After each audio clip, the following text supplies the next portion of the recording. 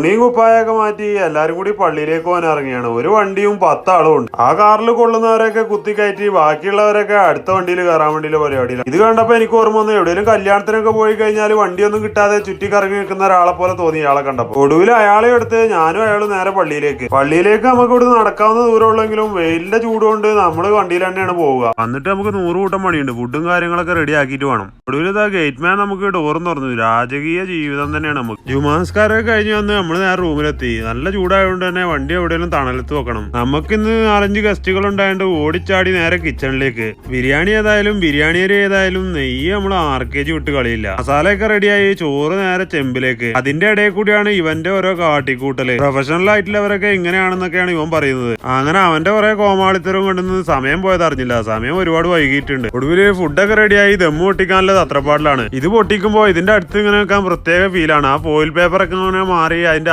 ആദ്യത്തെ ആവി നമ്മളെ മൂക്കിലടിക്കുമ്പോൾ കിട്ടുന്ന ഒരു ഫീല്. ഒടുവില് ഫ്രൈഡ് ചെയ്ത ഒനിയനും വണ്ടിപ്പരിപ്പും മുന്തിരിയും എല്ലാം കൂടി അതിന്റെ മേലെ കൂടി അങ്ങ് ഇട്ടപ്പോ മൊത്തത്തിൽ കളറായി. ഫുഡ് കഴിക്കലും പരിപാടിയൊക്കെ കഴിഞ്ഞ് ഒരു അരമണിക്കൂർ നമ്മളിങ്ങനെ കടന്നുകൊണ്ടിരിക്കുമ്പോഴാണ് പെട്ടെന്ന് മനസ്സിലേക്ക് വേറൊരു ചിന്ത വന്നത്. നല്ല പഴുത്ത പപ്പായ ഫ്രിഡ്ജിലുണ്ടല്ലോ എന്നുള്ള ഓർമ്മ. ഒന്നും നോക്കിയില്ല, ചാടി എണീച്ച് പപ്പായ വെട്ടിയടിച്ചു. അങ്ങനെ ഇതൊക്കെ കഴിഞ്ഞ് നമ്മൾ ഒരുപാട് സമയമായിട്ട് നമ്മളെ ബ്രദറിനെയും അവന്റെ ഫാമിലിനെയും കാത്തിരിക്കുകയാണ്.